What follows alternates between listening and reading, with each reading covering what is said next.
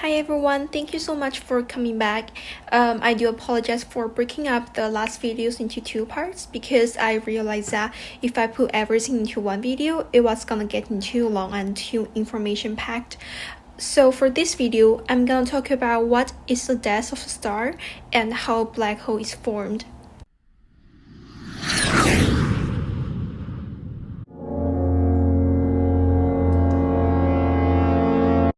First of all, something we need to know is that not all stars end up being a black hole. Only stars with certain criteria will become a black hole. So when a star cools off, it can generally become a white dwarf, a neutron star, or a black hole. And even before we talk about white dwarf, neutron star, and black hole, I want to first add some more context on what happens when a star begins to cool off.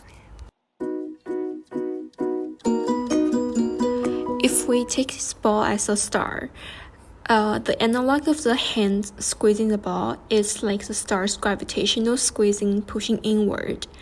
And the analog of the air inside the ball is the pressure of the star that goes against the gravity, so it's pushing outward.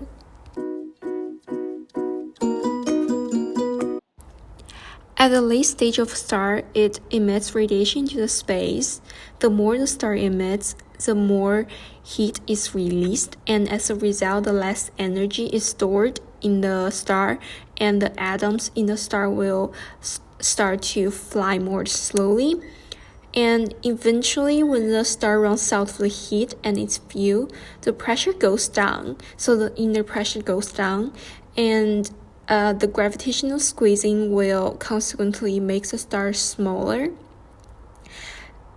because the inner pressure is no longer able to counterbalance the strong gravitational squeezing. And this is a sign when a star starts to cool off and begin its journey to death.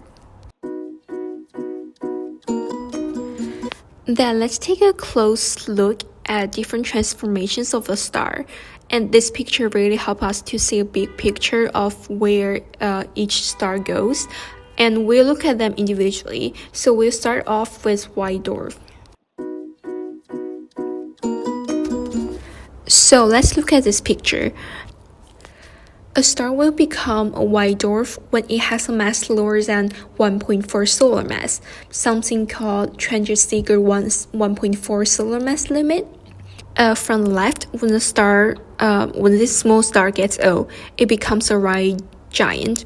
This is a stage when a star emits massive amount of heat, and because the heat-induced pressure pushes star outward, that's why red giant is usually bigger than the original star.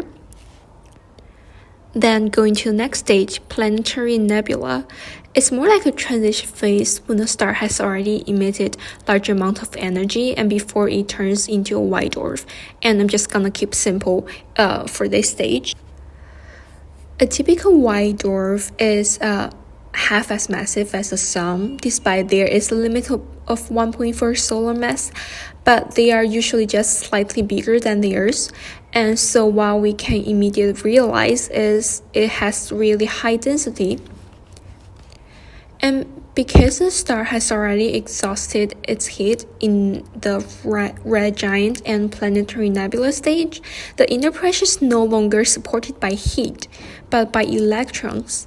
And this is called electron degeneracy. What it means is that gravitational squeezing is counterbalanced by the clouds of electrons and not heat anymore.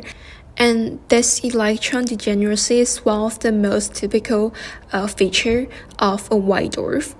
And as I mentioned, the biggest mass of white dwarf can have is 1.4 solar mass. So what happens when a star has mass more than that? And that's when we'll transit our discussions to neutron star.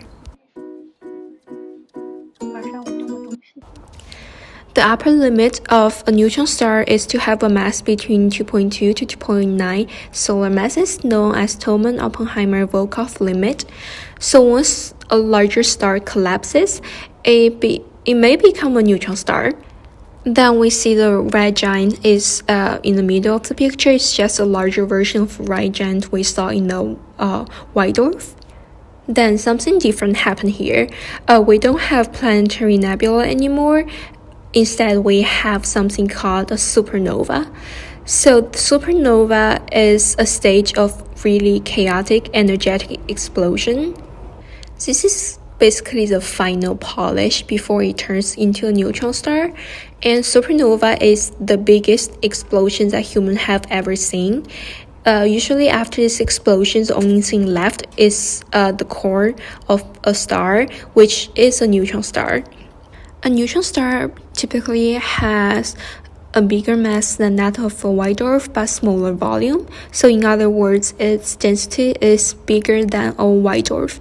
But one thing we have to realize that a neutron star still has a spherical shape, right? So there must be something inside a neutron star to counterbalance the gravitational squeezing.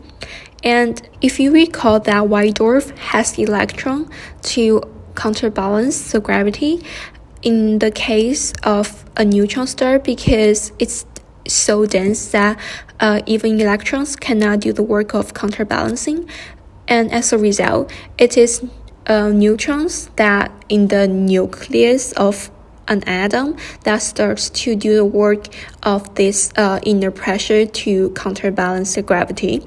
I know a neutron star is supported by neutrons.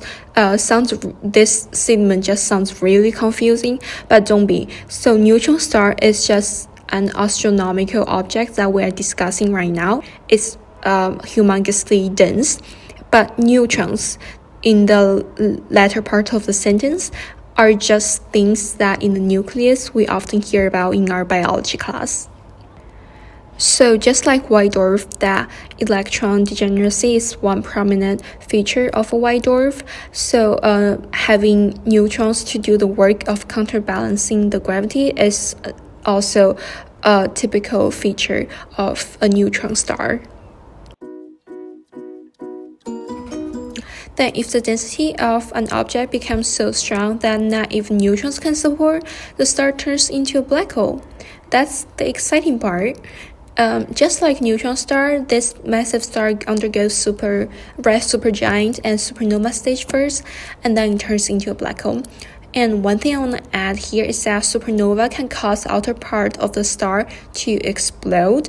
After the supernova, a star with mass more than 3 times the mass of the sun can become really tiny, which means that it's too dense to sustain its spherical form.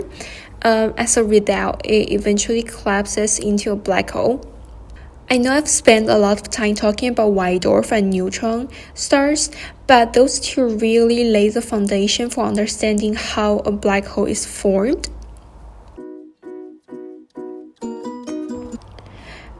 And when I mention what kind of determines a star to be a white dwarf, a neutron star, or black hole, I typically only mention mass. But this is definitely oversimplifying. If you recall that 1.4 solar mass for white dwarf and 2.2 to 2.9 solar mass for neutron star and over 3 solar mass for black hole, I'm just trying to keep it simple here. It's really a combination of density, mass, and resistance to compression that ultimately leads to a formation of a white dwarf, a neutron star, or black hole. But this can get really messy and complicated, so I'm not going deeper in this, at least in this video. So that's all the new information for today. Now I'm just wanna do a quick comparison here. So for white dwarf, it has the upper limit of 1.4 solar mass and is the least dense object out of those 3 objects. It's still really dense compared to our normal planet and star. And white dwarf is supported by its electrons inside. For neutron star, it has an upper limit of 2.2 to 2.9 solar mass. It's typically more dense than a white dwarf and more massive as well, but it's less dense than a black hole. Inside a neutron star, it is neutrons that in the nucleus that support its spherical shape. And for black hole, it's the densest object in the universe, as we discovered so far. It doesn't really have an upper limit. I would say, not as far as I know, it can easily be millions or billions massive of our solar mass. And because a black hole is so dense that nothing can support, so it just collapses into infinity.